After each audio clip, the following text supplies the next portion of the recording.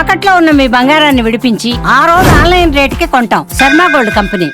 అమ్మమ్మ ఇల్లు ప్రతి ఒక్కరికి ఓ ఎమోషన్ కదా. వేసవి సెలవుల్లో అమ్మమ్మ ఇంటికి వెళ్ళని వారే ఉండరు. అలానే ఆ పిల్లలంతా సెలవుల్లో వాళ్ళ అమ్మమ్మ వాళ్ళ ఊరు వెళ్లారు. సరదాగా గడుపుతున్నారు. కానీ ఇంతలోనే విషాదం. ఆనంద క్షణాలు కన్నీలుగా మారిపోయాయి. ఈత కోసం చెరువుకు వెళ్లి 5గురు బాలురు మృత్యువాత పడ్డారు.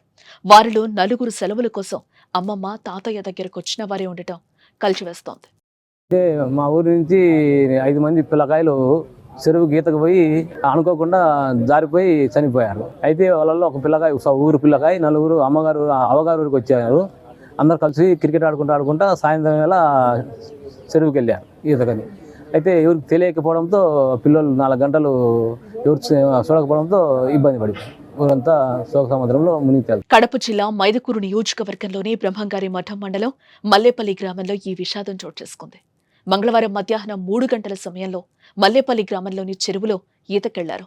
చెరువు లోతు తెలియకపోవటంతో ఓ గుంతలో పడి అంతా మరణించారు. నీటిలోనే పంచ ప్రాణాలు పోయాయి. రాత్రికి వారి మృతదేహాలు లభ్యం కావడంతో కన్నవారి రోదనలు మిన్నంటాయి. చనిపోయిన వారంతా బంధువులే. అక్క, చెల్లెలు, అన్న, పిల్లలు కావడంతో తీవ్ర విషాద ఛాయలు అలుముకున్నాయి.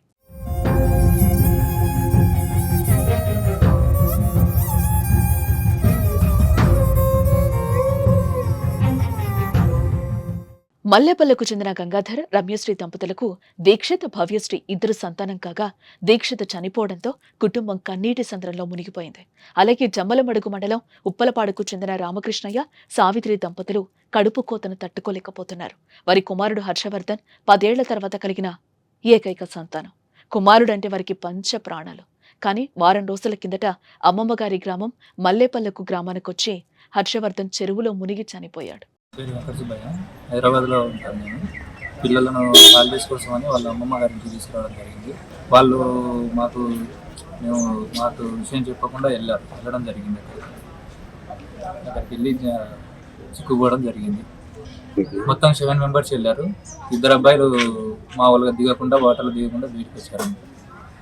ఇంకా 5 మెంబర్స్ పిల్లలు వెంకట చిరంతేజ, పార్థసారథి, హర్ష, దీక్షిత్, ఈ 3 ఒక ఫ్యామిలీ నుంచి.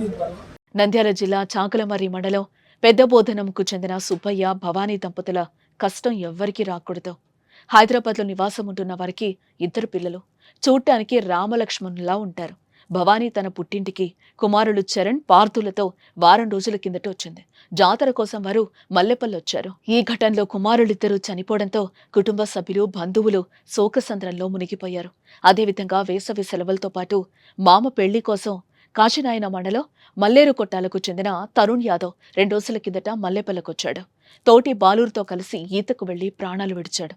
ఇలా అంతా మల్లేపల్లికొచ్చి చనిపోయారు.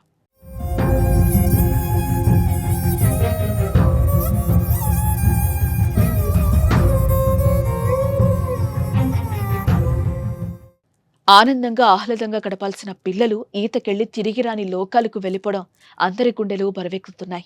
చనిపోయిన బాలురంతా 15 సంవత్సరాల్లోపు వారి కావటం మరో కలిసివేసే విషయం. వేసవి సెలవులు సుమారు 1.5 పాటు ఉంటాయి. కాబట్టి పిల్లలు ఈత సరదా తీర్చుకునేందుకు గ్రామీణ ప్రాంతాల్లోని బావులు, చెరువులు, వాగుల వైపు వెళ్తూ ఉంటారు. ఇలా వెళ్లి ఈత రాక పొంచి ఉన్న ప్రమాదాన్ని గుర్తించక ప్రాణాలు కోల్పోతున్నారు. దయచేసి తల్లిదండ్రులు పిల్లలపై ఓ కన్నేసి ఉంచాలి.